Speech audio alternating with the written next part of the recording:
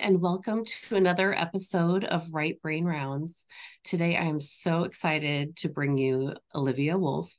And she has been in medical management for a long time and has so many wonderful insights into physician burnout. And so much so that she did a master's in executive healthcare at Creighton University recently. And she's done a lot of research on the background of burnout in physicians. And I'm just so excited to bring her here today to talk with us about her findings and her research. Well, thank you for having me. I'm super excited. This is one of my favorite topics. I am passionate about it. So I'm excited to dive in, and thank you for having me. Of course. Now, how did you get your experience and your start in working in the field of medicine in management? Sure. Yeah. So I've actually been in healthcare since I was a volunteer at a rural hospital in the town that I grew up in. So it's definitely a calling, I would say, instead of just a job. And I did a number of things when I worked for the hospital, but it was really in that experience that I knew the administrative side of it was more for me. And so I was really mentored into practice administration, which is where I've been for about the last 20 years. And it, a lot of the administrative side of it up until about 7 years ago was working alongside physicians and working in departments where they were, but not like directly with them. There was always another leadership level between me and the physicians. And so in 2013, when I got into orthopedics, I was the administrator for a small orthopedic practice. It was my first chance to manage a practice. It was a promotion for me at the time.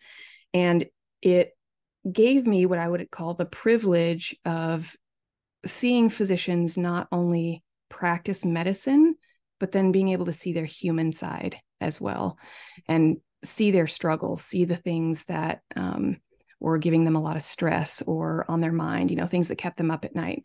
And, there's kind of one of the cultures of medicine is that, physicians are almost godlike sometimes. And I think we tend to forget their humanity. And so being able to see their human side and see the things that they were struggling with, whether it was infertility, struggles or just things that they're not immune from, that we don't really tend to think about, that are at the human level that we all struggle with. And even though physicians are a cohort of people who are high acuity and they have really high resilience and they're capable of handling a lot more than maybe the general population, it doesn't make them immune.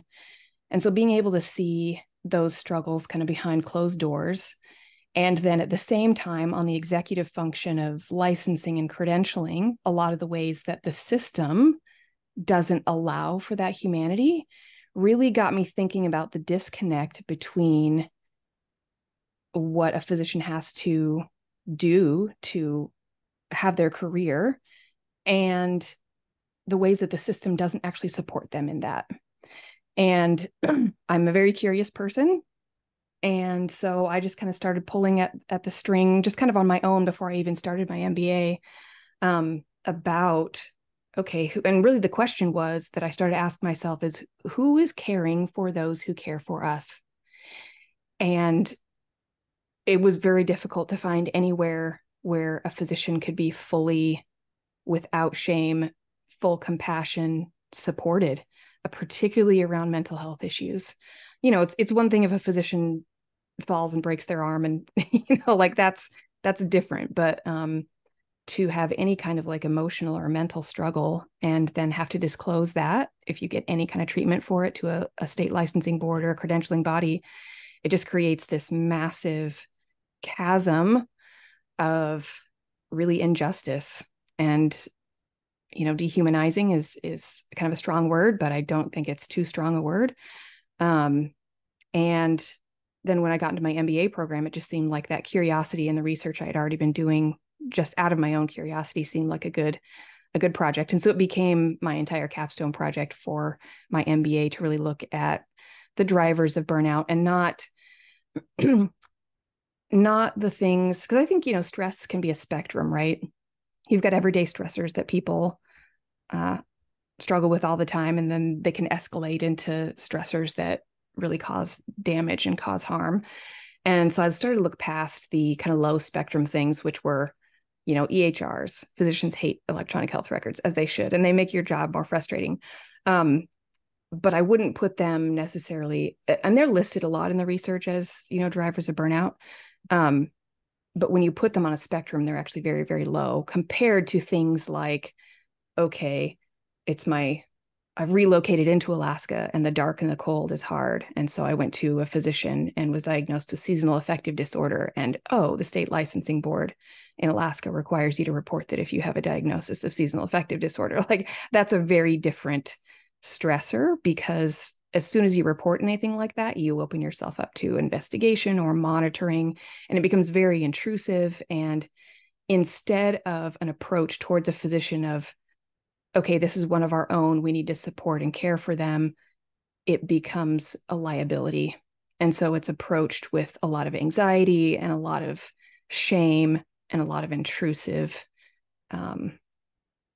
monitoring techniques, potentially, and really could jeopardize, a physician's license. And so that was where my research went, was towards all of the systemic drivers of not just burnout, but even moral injury. And so I wrapped up that work in April of this year, and I'm continuing it in a doctorate program that I just got into, because it's a passion for me, seeing, like I said, my physicians as humans and seeing them suffer and realizing that they deserve the same care and compassion as we demand from them when we're the ones needing care. There really needs to be an alignment and a reconciliation there, in my opinion. I mean, all of that is just so interesting. And I know of, people who have, done the right thing and reported any treatment that they've had, as physicians locally. And, this has been put out, their HIPAA compliant, what should be HIPAA compliant, diagnoses or treatments. Yep. Just like every other patient has been broadcast on the internet for anyone Yep. to see, even their patients. And, the inhumane treatment of physicians who admit that they need help Yep. and seek help, just like we tell our patients to do, just seems, insane. Mm-hmm. Not being able to be treated with the same laws and privacy, Mm-hmm. Especially in conditions that are not going to hurt patient care if they're treated. Right. And so, I know that there's been some research too about different medical boards, throughout the United States, and how friendly they are to physicians, and, what kind of, damage do they do to physician reputations when physicians admit to being treated for mental health, problems. And, even if they're very minor. So, I think it perpetuates the culture of secrecy and shame in seeking care for yourself as a physician, and people are very aware that it could ruin their future monetary earnings, their credentialing capabilities in different states and for different institutions. And so they don't seek help. And, it's not a wonder or, a surprise that physicians do have one of the highest suicide rates, of any profession. Yep. Yeah. And it became an issue of justice for me because of, what I would call hypocrisy even. So, like, you're required to take an oath of do no harm and then work in a system that harms you. And we have things like patients' rights, which we should have. No one talks about physicians' rights. What are your rights? And a lot of your rights are given up. You mentioned HIPAA. You apply for a license or a credentials at a hospital, you waive your right to the privacy of your medical record in those applications. There's also some emerging research around whether or not some of the ways that state licensing boards and credentialing bodies approach their applications could actually be in violation of the Americans with Disabilities Act. Mm-hmm. And so there's really just kind of this, I would say, toxic culture of we take. And then when it's your turn, there's nothing there. Or if there is, it's very suspicious and intrusive. And I like, I've asked the question, like, what if, because, a lot of what we would call less than professional behaviors sometimes come out of trying to curate and manage this, if they are struggling and wanting to get help, but whether they report it or not, I actually found in my research, and I should have pulled it up for the interview, but it's in one of my papers, like a good number of medical students would say that they would lie on on a state licensing application if they were asked whether or not they sought mental health treatment. And nobody likes people who lie, like lying. We don't like the behavior, right? But if you look at what's driving it, most like dishonesty usually comes from a fear of punishment, and a fear of punishment is actually natural. Like you sacrifice all of your 20s and even into your early 30s with all of your training, and to have it potentially so quickly and easily taken away if you disclose any kind of struggle or any kind of what the system would call weakness, of course someone's going to try to manage it on their own, handle it on their own, self-prescribe, see a friend instead of a real therapist or whatever. So it creates all these behaviors that we don't like, and we focus on the behaviors and think about catching physicians red-handed. And my question has been, why don't we think about catching you when you fall instead of catching you in the behavior we don't like? Because it's a very opposite approach to addressing the same problem or the same, suffering. So yeah, your rights are very much given up when you go into this profession. I think there needs to be some change in that. And in your research, you kind of identified what were the main drivers of burnout. And in your experience, working with, surgeons, what did you find? I found a lot. So a lot of early research was around kind of, and it still is, even though some of the research has expanded into the systemic drivers, a lot of the solutions are still very individually focused, and the onus goes entirely on the physician. Are you getting enough sleep? Are you eating well? Are you working out?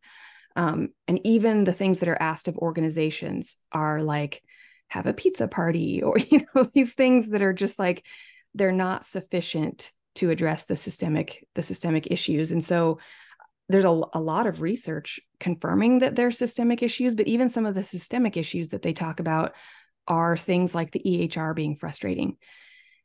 It's like, yeah, an EHR, an electronic health record, does take away time from your patient, and that's valid. But when you bump that up against some of the system things like a state licensing board or a credentialing body asking really intrusive questions, they're very far apart on the spectrum of stressors. You look at the payment system. The United States has the most complex payer system in the world.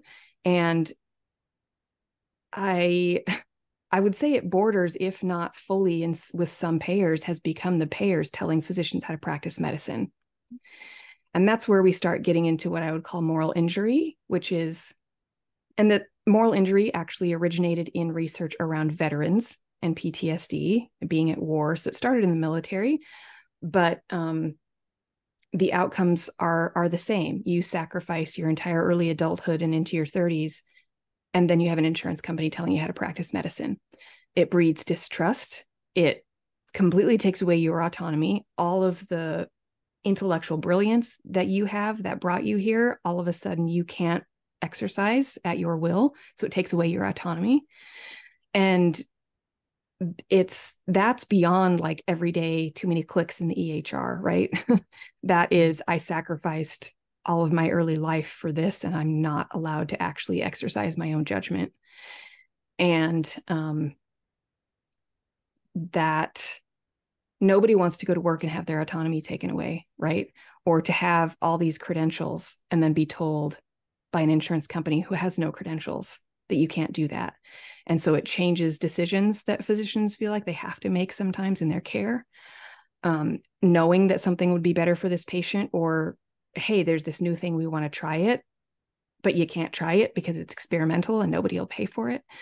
So that's where along the spectrum, they're starting to be talked about in the research, but they're still not. And this happens a lot in academia, a ton of research. The pivot into practical application and practical change is very difficult. So we all know it. And that was the kind of frustrating thing about the research, was there's plenty of it. We know this. If we know this, and the research around physician burnout has been going on for the last 20 years, why isn't it getting better? And so there's not been a really good transition from what we know in the research to actually doing something about it. And what little is being done about it is still too much on the physician, which is the other thing that I would call an injustice. Is we talk to physicians about, why are you burning out? Like it's their fault, like it's your fault. And we never talk about the blowtorch of the system that set them on fire to begin with. And for me, that's where the injustice piece of it really comes in, is we have a system that sets these providers on fire, and then we blame them for burning out. It's abusive, really. And again, it's very strong language. I'm aware of that. But we also can't change it if we're not going to not call it what it is. And I think it comes down to a simple SWOT analysis of what kind of external threats are there for someone who goes into the practice of medicine. And it would be nice to know about these things before people start, and commit their life to a career in medicine. And, looking at how people tell you how to practice every single day. You've got government entities, yep, which is good. I mean, in some fashions, you have to,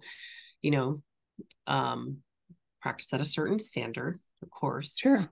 And you take an oath to do so. So systems, corporations, hospitals, things like that, CMS, you've got insurance companies, like you just mentioned, where I might do a procedure or, see a patient, and they will determine that it was experimental or not necessary. Okay. And, then I proceed to get that person's name and put it in the chart as to why the patient cannot get that treatment that I've recommended as one of the only subspecialists in my field in the state. Yep. And then malpractice, practicing in a way that protects you from being sued, even though we know that that just isn't possible in this American system. And, to practice defensively and to always be, watching and feeling like you're waiting for the next shoe to drop, as far as litigation, especially in a very high risk field, me in particular, where patients who come to me, usually nothing good is going on once they reach me. Yeah. As far as seeing me, for care, sure, which is unfortunate. And, there's a lot of, badness that goes on in my field, cannot be controlled. And then also with, physicians who are going into the field, like recognizing that nothing is perfect, and to strive for perfection is also insanity. Yes.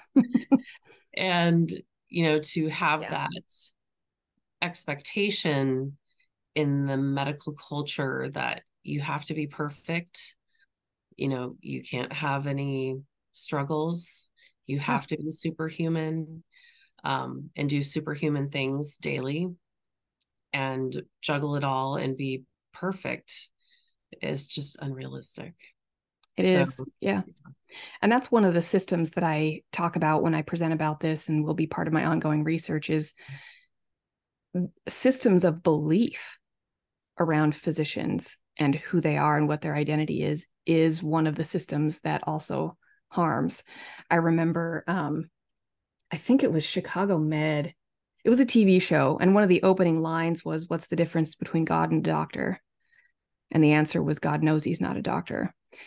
And, you hear jokes like that, and, we laugh and whatever, but when I really started to pick apart the language and like, I wonder sometimes when we talk about dehumanization, we think about really tragic, horrible things like genocide and, the Holocaust and all those things when we think about the farthest spectrum of dehumanization. And I started to ask, what if this society's idea that doctors are pretty close to God is as dehumanizing as the other end of the spectrum? Because it elevates physicians above suffering. It elevates them above mistakes. It elevates them above weakness.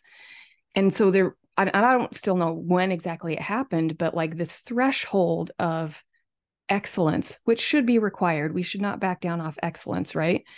But whatever happened in that threshold from excellence into this like godlike perfection.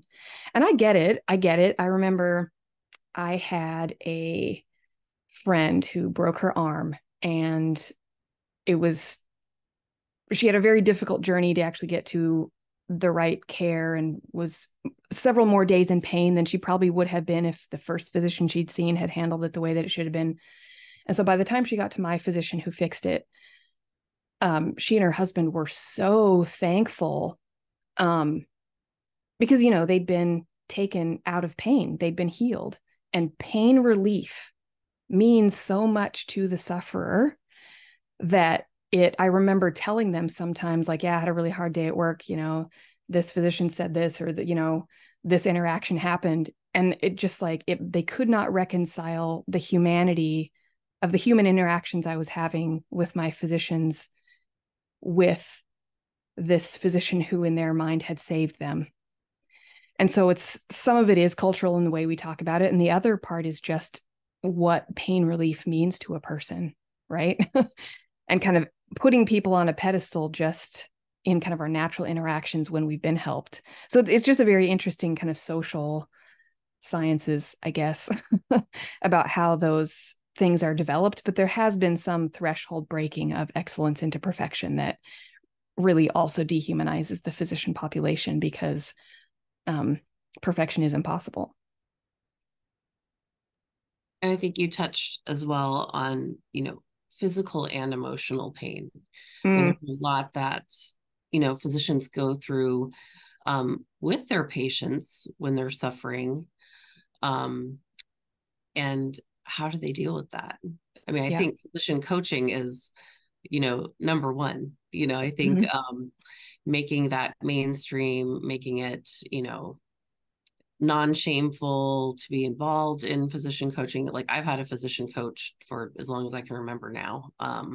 Once I was introduced to it, I never stopped having a coach for myself, which, I think has really improved my practice and my confidence in the field of medicine, and knowing how to help myself. And I'll shout it from the rooftops now. I think, this is why I have this podcast, is to help people, other physicians find creative ways to, address burnout. And so,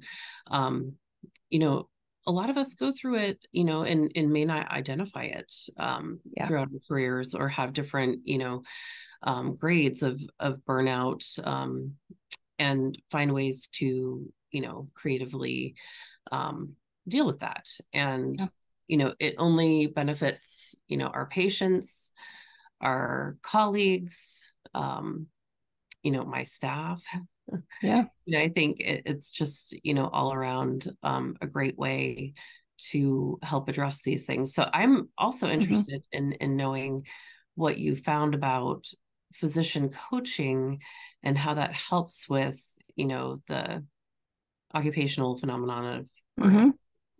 Yeah, it's that was the initial part of my research, was whether or not coaching was an effective strategy for mitigating it. Because I tend to think about, I think it was Desmond Tutu who said, there comes a point where you have to stop pulling bodies out of the river and go upriver and find out where they're falling in, which is, a really poetic way to say that prevention matters, right? So yes, people who do fall in need that rescue. They need that help. They deserve that compassionate care. And let's walk uphill a little bit and see where the problem is and see if we can prevent some of this. And so that was the initial direction of my research, was whether or not coaching was a viable option for that. And what I found was that it is, with some certain caveats. The first being, for physicians, it's best if a physician coaches a physician. Physicians tend to listen to each other as opposed to other people. And there's something to be said about peer solidarity, right? I can even sit, and I did sit front row with my physicians and watch what they went through. It still was not the same as being a physician and going through it. So that even 1 degree removed is not fully enough to help. It can help, but it's just not the same. And so that was one thing that came out of my research, was that physician to physician coaching is really best. And it does, the advantages to it is it's therapeutic, but not therapy. And so it's not something that's mandatorily reported to a board. So, and it's also it's future and action focused, whereas therapy tends to look backwards at, okay, you have this trigger, you have this stress response, let's work through it. And that's good.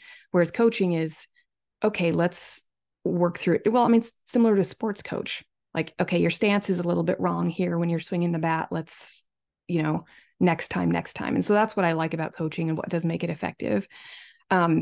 There's still some research, though, that it isn't still enough to break those systemic barriers. So the advice that I would have for administrators who are trying to help their physicians, or even for physicians, is, yes, get a coach. Yes, you do still need to work on your, taking care of yourself and strengthening your resilience, just like you would any other muscle in your body. Like, you need to take care of yourself. And if you're going to change these systemic things, start to get involved. Take positions at hospitals or get on your medical board and start to make these changes, because coaching, like therapy or anything else, any kind of self-care, is still not enough to actually change the systemic drivers. And so there was like this wall, I guess, that coaching bumps up against, that it can only go so far if the organizational and systemic things are also not happening at the same time. And if you study systems, that's true. Individuals make up systems, and so you cannot separate the individual from the system, but the system definitely has more power in the power dynamic. And so both the individual and systemic portion need to be happening. So that was really the end of my research, is that it takes both, and coaching is very effective in the individual side of the whole system. I think also looking at it from a monetary value as well, as far as turnover and the benefit for systems who offer coaching to their physicians. I know that I've come up against some issues in coaching for systems where the systems don't want to put in that effort or that monetary, upfront cost to provide, system-wide coaching for their people, even with a business analysis of how much money they would actually save by helping their, physicians on staff. So, I mean, it is hard to break through, but, I think the more that people talk about it, and the more that people offer up, randomized controlled trials that show that this helps with physician burnout and can increase patient outcomes, can improve patient outcomes, can improve, the performance of a physician who receives coaching and, finds ways that they can better navigate systems in a way that's, brings them justice. And it's important. And another piece of my research was that there's a systemic, really big divide between non-physician executives and physicians, which is also another driver of it, which is so true. The the business of medicine and having to run it like a business and thinking about, income and expenses and financial sustainability often directly conflicts with the delivery of care. And, thinking about, because in researching things like the academic portion, right, and some of those, like, again, a really strong word, but kind of indoctrination into who you have to be as a physician if you're going to survive, the showing no weakness, the having to be perfect, all of those things. On the business side of it, the indoctrinations are that everything shows up on a profit and loss. And so when you think about paying for physician coaching or those kind of investments, there needs to be on the executive side a paradigm shift that these things are not expenses. These are not things on your profit and loss that are quantifiable. They are investments. And the investment of better outcomes for patients, those are not going to show up on your P&L. And so for me, that's where all of this research has become practical for me, is that my audience is executives, non-physician executives. My audience is the business side. And so trying to get into those spaces and really re-educate my cohort and my peers about, hey, you've been taught that these kind of things are expenses and liabilities. They're not, they're an investment, and you need to invest in them. And you're never going to be able to run a report to show the way that this is going to help. But we all know it. I mean, the research does show it. It's just, it doesn't show up in the same places. And, administrators, I talk about this on my podcast, we're obsessed with measuring. We're obsessed with data analytics. If, who was it that said, if you can't measure it, you can't manage it? And that's not always true, especially because some things just can't be measured. Like, you just know them on a human level. And so really trying to re-educate my cohort in the paradigm shift that they need, that these things are not expenses and liabilities, they're investments. And you need to make them for your people and then for the patients, because that is the trickle-down effect.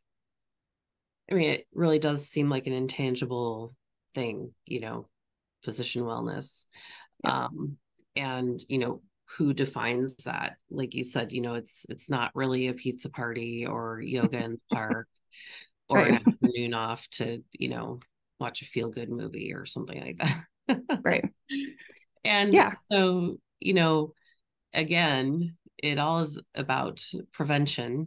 And, you can do a lot of data analytics on how much it costs to recruit a new physician who left because they were burned out from systemic issues, or how much it costs to, when there is physician turnover. And, those are after the fact type things. And they do affect the bottom line, and administrators should be aware of that, but that there's a way to prevent those $1 million plus mistakes. Yeah.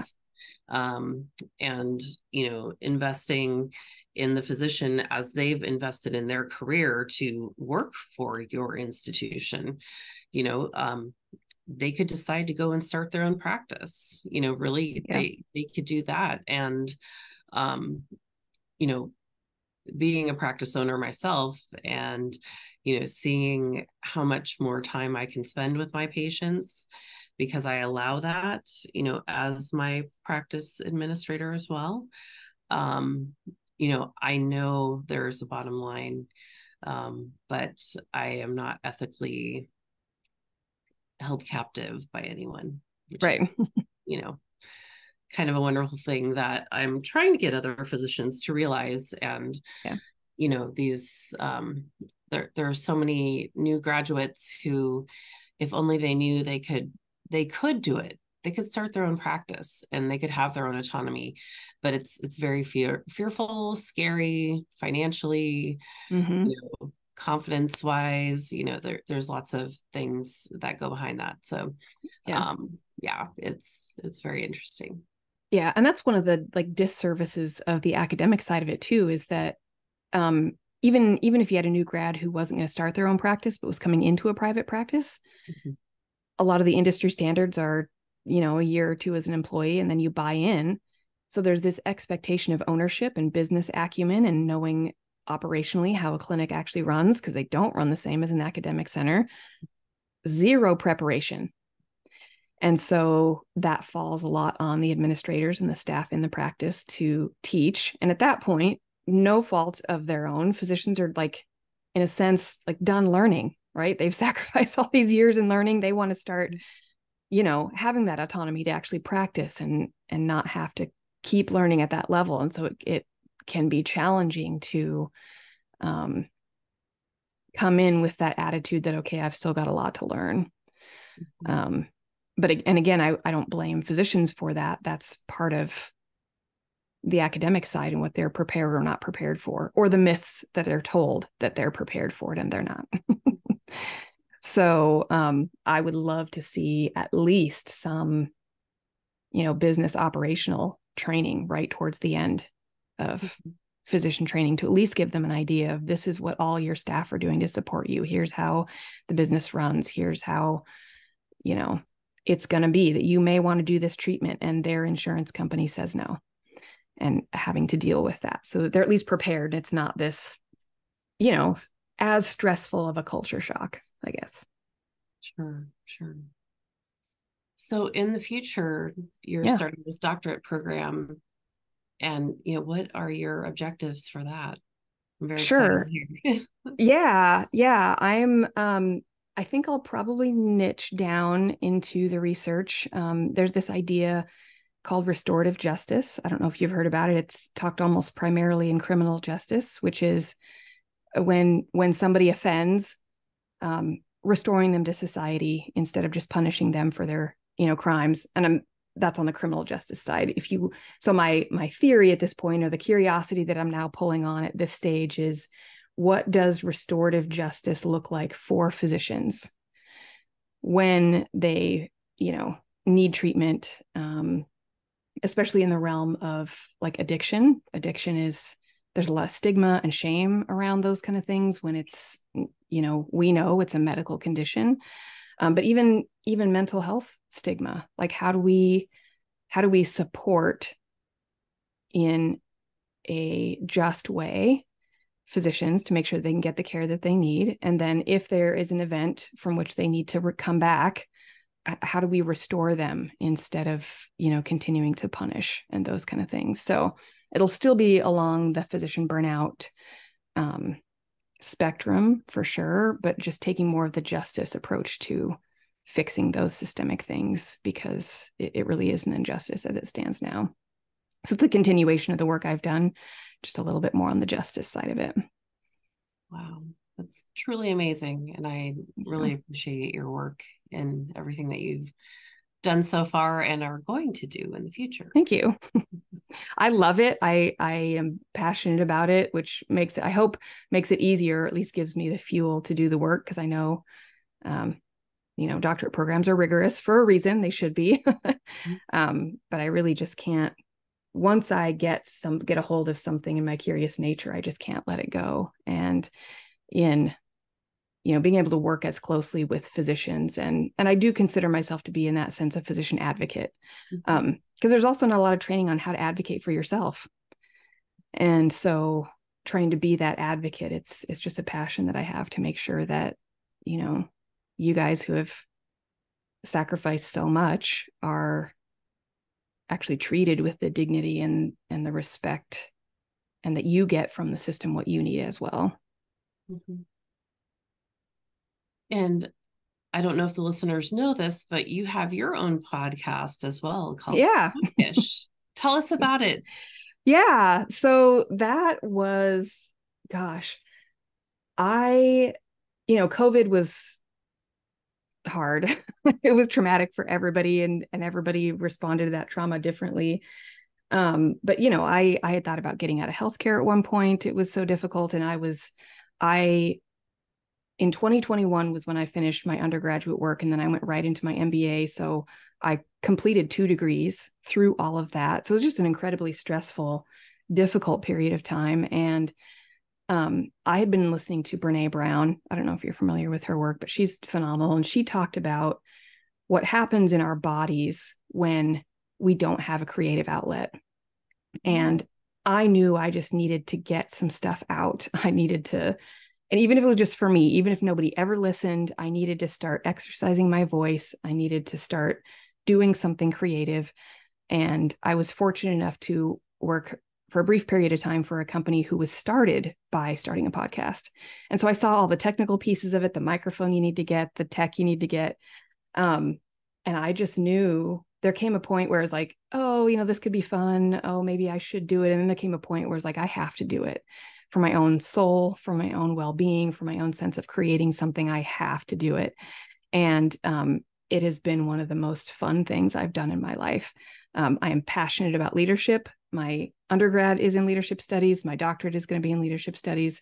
And so to have that outlet for leaders, and really to go up against the myths of leadership, like never cry or always have a goal, or, some of these really just things that it's like, no, that's a leadership myth. Being able to combat those in a more public way has just been a ton of fun. And yeah, I'm excited to keep it going. I am a little concerned about juggling all that as I go back into school. But yeah, it's just been one of the best decisions I've made in my life. It's a good creative outlet, and I've been able to interview a lot of fantastic people. You're one of them. And yeah, it just continues to evolve in really beautiful ways, and I love it. I love your passion for seeking creativity and helping others, and your mission in what it is that you're learning more about and doing research on, and I can't wait to see what all you have to bring to us into the research table, as far as physician burnout and restorative justice for physicians in the future. Yeah, well, I appreciate that. I'm super looking forward to it. I'm very energized by the task. So well, thank you so much. Is there anything in closing that you would like physicians to know about a career in medicine? First off, I think I would just say thank you. Thank you for the sacrifice that you've made. It is, we know from other research that your 20s are your most formative years. And there's that period of, leaving your nuclear family and finding out who you are. And to go into such a rigorous program and institution and system during those formative years is no joke. And so I would offer a lot of gratitude around that. And just seek out a physician coach or someone else that you can really bounce these things off of, or even decompress. One of the things that came out of my research was, I forget the term of it, but it's like secondary trauma, I think is the term. But watching someone else suffer, there is an element of suffering in that. And that is another level of sacrifice that we just don't talk about. And what it takes from you as a physician to enter into another person's suffering just is not valued as much as it should be. And so I would say that I see you, I see your work, I see your sacrifice, and I'm so sorry for the parts of the system that don't. And really, whatever tools you need to develop as an individual to develop that individual agency and that what I would call internal locus of control. Maya Angelou talks about belonging to herself before she belongs anywhere else. So that you can go into these spaces where you might not be recognized as you should be, and that it doesn't unsettle or rock you like I've seen it rock some people, so that you can work to change the system instead of be at the mercy of it. And that your humanity is okay. There's no shame in being human. You're a high functioning, high performance, needed human being, and your humanity is okay. Well, all that is amazing, as usual, coming from you. Thank you. So we appreciate you and all of the, things that you've been doing in your career to better the careers and lives of physicians. And I thank you. And at the end of the podcast and also in our show notes, we'll have ways that you can get in touch with Olivia. Yep. And how you can connect up to her podcast, where she talks about some really wonderful things. So thank you so much, Olivia. Yeah, thank you. I appreciate it.